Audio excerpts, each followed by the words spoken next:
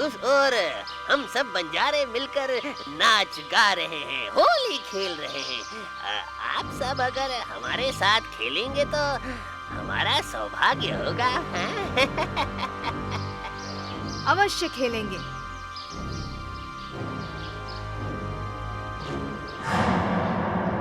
कृष्ण, बलराम, तुम दोनों जैसे कईयों को असुरपति ने अतीत में परास्त किया है।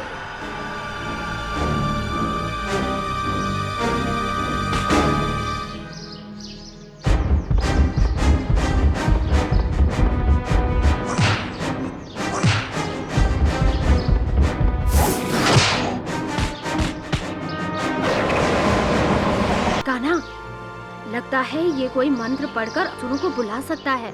इसको परास्त करने के लिए हमें इसको ये मंत्र बोलने से रोकना होगा।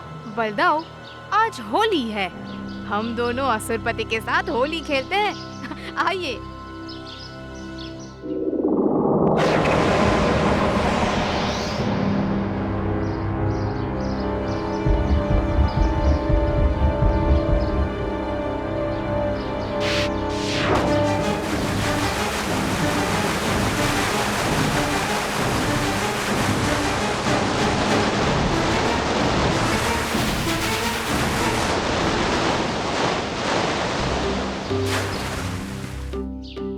अरे राधा, तुम कहाँ चली गई थी? क्या हमारे संग होली नहीं खेलनी?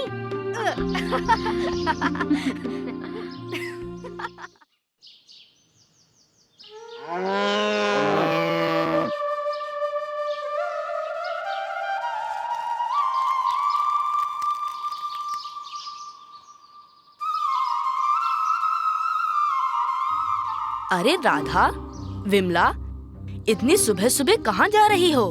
माँ के पैर में गहरी चोट आई है, उसी के उपचार के लिए जंगल से जड़ी बूटी लाने जा रहे हैं।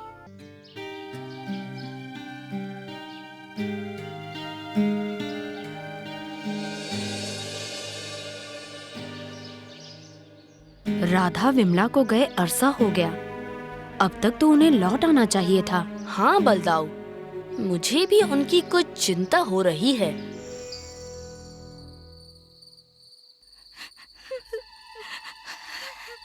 कान्हा, क्या तुम ये आवाज सुन रहे हो? वहाँ उन वृक्षों के बीच से आ रही है। चलो चले, देखते हैं।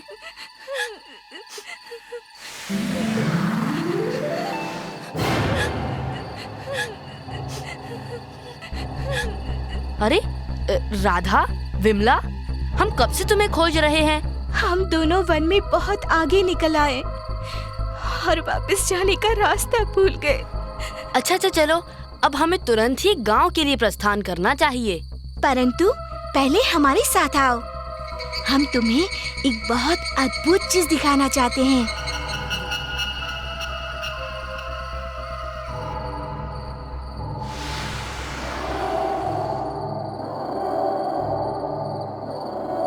अच्छा, तो ये है तुम यक्षिणियों की छुपने की गुफा।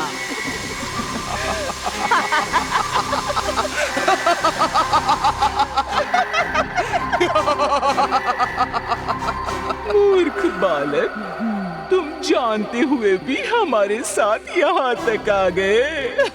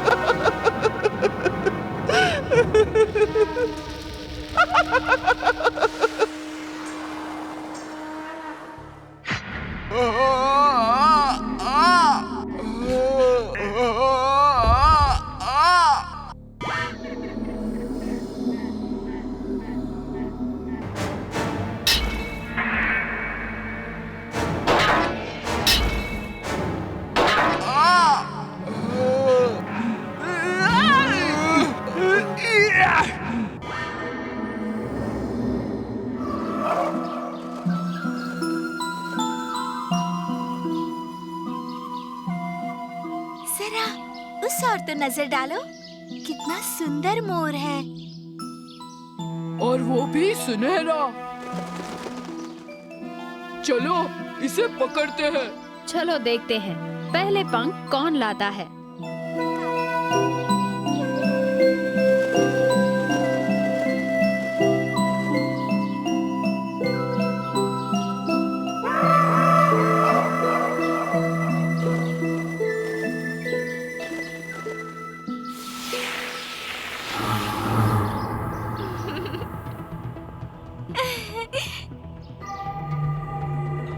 तो मोर बहुत नजदीक है।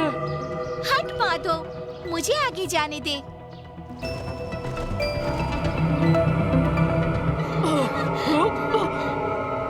पहले मैंने उठाया। नहीं, पहले मैंने उठाया था। देखो, इसका फैसला बाद में कर लेंगे। पहले यहाँ से बाहर निकल चलो।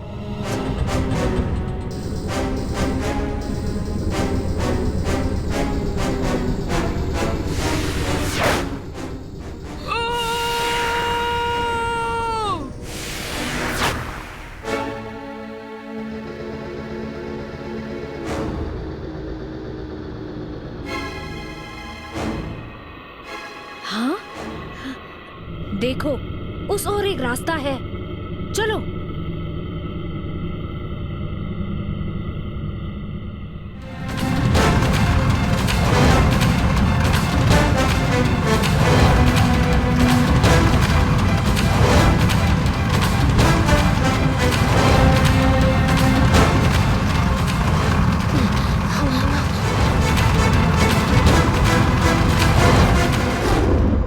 हाँ,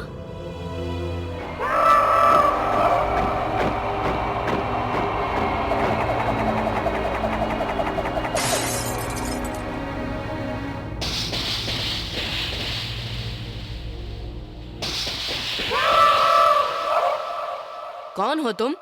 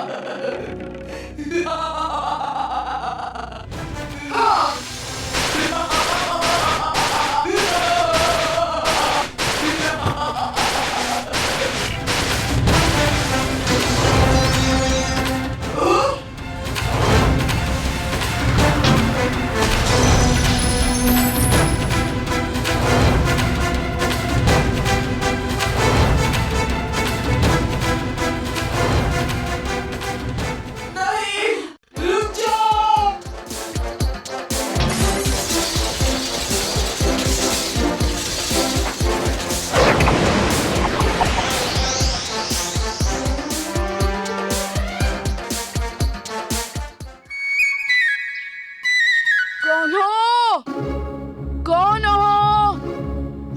अरे ओ बलदाऊ!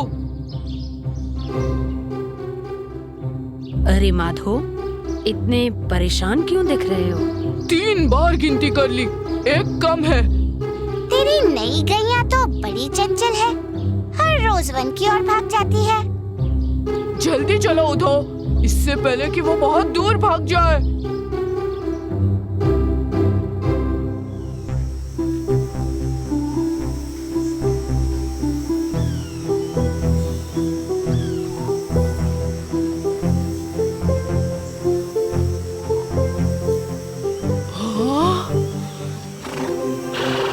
जरा देख तो उधो, कितना सुंदर और शाही घोड़ा है।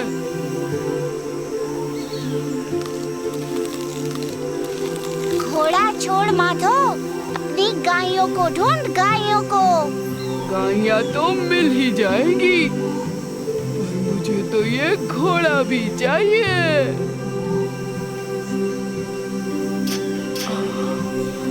आसपास भी कोई नहीं है, लगता है ये घोड़ा किसी का नहीं है। मतलब अब हम इसकी सवारी कर लेते हैं, चलो।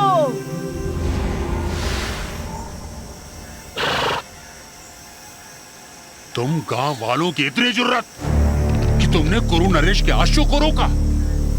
सैनिकों, इन 2 बालकों को तुरंत बंदी बना लो।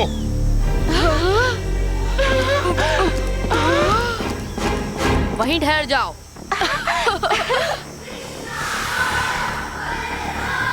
तुम हमारे मित्रों को बंदी नहीं बना सकते। लो, 2 और ग्वाले आ गए। ये अश्व हमारी भूमि से होकर आगे नहीं बढ़ेगा। तो क्या तुम ग्वाले उसे रोकोगे? सैनिकों!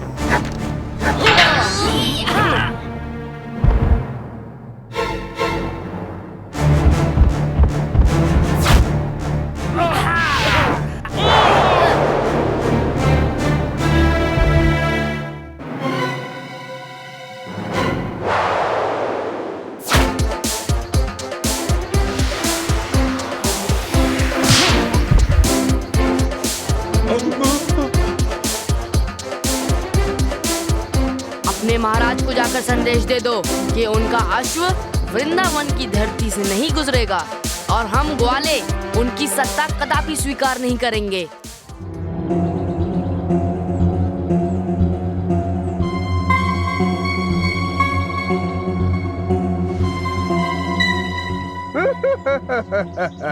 मैं वक्रासुर ये घोषित करता हूँ कि आज से वृंदावन कोका और विकोका महाराजाओं के राज्य का हिस्सा कहलाएगा। ऐसा कदापि नहीं होगा।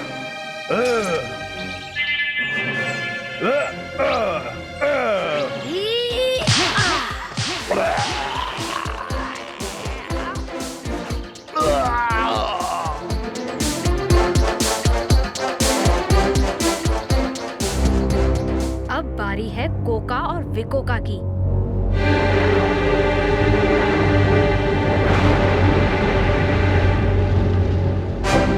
हमारे दोनों वक्रासुर को मारने की हिम्मत किसने की?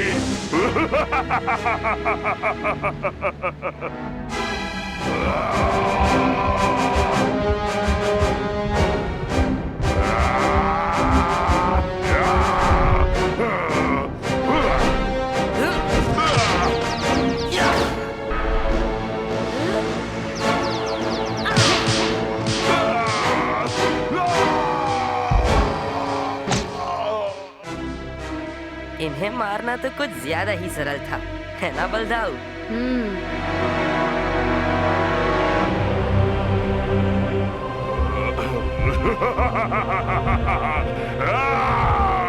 तुम दोनों को क्या लगा इतनी आसानी से हम जैसे महान योद्धाओं का वध करोगे? ये समझ लो कि असली युद्ध तो अभी शुरू भी नहीं हुआ है। ये फिर से जीवित कैसे हो गए?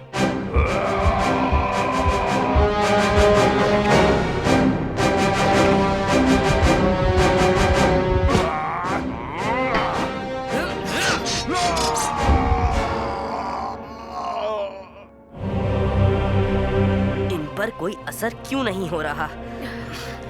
हमें इसका जल्द से जल्द कोई उपाय ढूंढना होगा। नारायण नारायण, मैं जानता हूँ कि आप दोनों की दुविधा क्या है। मुनिवर, कृपया करके ये बताइए कि हम इन दोनों का वध कैसे कर सकते हैं? प्रभु, इन दोनों को साथ में अमरता का वरदान मिला है। तो क्या इसका कोई उपाय नहीं? नारायण नारायण, उदास न हो बलराम। इस जगत में ऐसी कोई चीज नहीं है जिसका हल न हो। जब तक ये साथ हैं, अमर रहेंगे। इनका वध करने के लिए तुम्हें पहले इनका साथ तोड़ना होगा और फिर दोनों के माथे पर एकमात्र वार करना होगा। नारायण नारायण।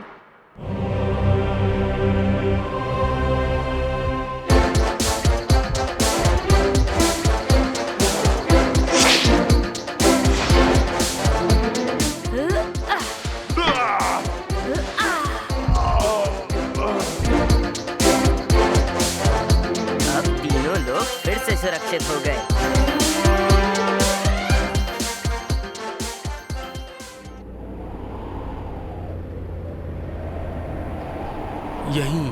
इन्हीं वनों से एक एक करके खजाने गायब हो रहे हैं। कुबेर महाराज ने इन खजानों की निगरानी और सुरक्षा का कार्यभार हम यक्षों को सौंपा था।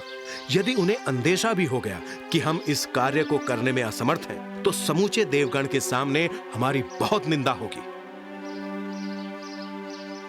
आपको किसी प्रकार की शर्मिंदगी ना उठानी पड़े, इसके लिए हम दोनों स्वयं खजानों की निगरानी करेंगे और उनकी पुनः प्राप्ति में आपकी सहायता भी करेंगे। कुछ समझ में नहीं आता कि ऐसा कैसे हो गया, परंतु हमारे पहरे के होते हुए ये खजाना खाली कैसे हो गया।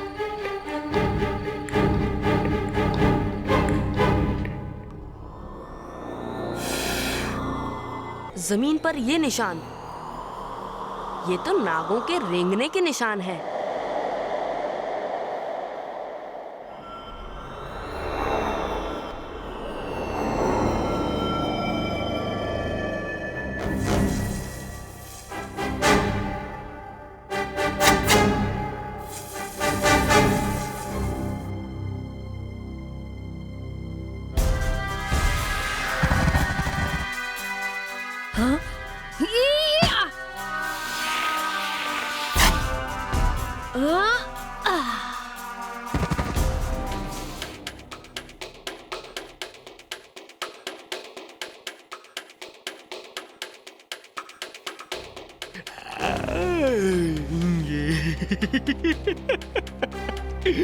ये सब मेरा है। मेरा मतलब हमारा है कद्रू देवी। खजाना तुम्हारा नहीं, कुबेर महाराज का है, जो तुम्हें इसी क्षण लौटाना होगा।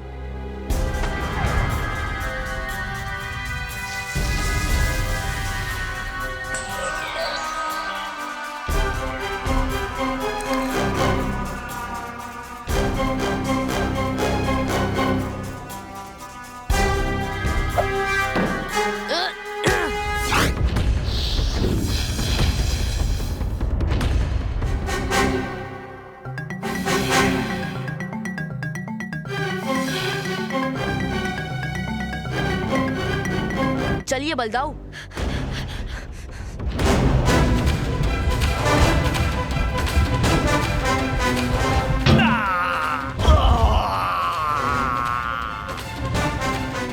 मुझे खेद है कि मैं उस राक्षस की बातों में आकर उसकी सहायता करने के लिए तैयार हो गई। मेरे ये 1000 नाग पुत्र जिस प्रकार उस राक्षस की सहायता करने के लिए खजाना उठा लाए थे, उसे वापस उसी जगह पहुंचा भी देंगे। आपका बहुत बहुत धन्यवाद कद्रू देवी। धन्यवाद तो श्री कृष्ण और बलराम का करना चाहिए, जिन्होंने समय पर आकर न केवल कुबेर महाराज के खजाने को बचा लिया, परंतु मुझे भी पश्चाताप कर अपनी गलती सुधारने का मौका दिया।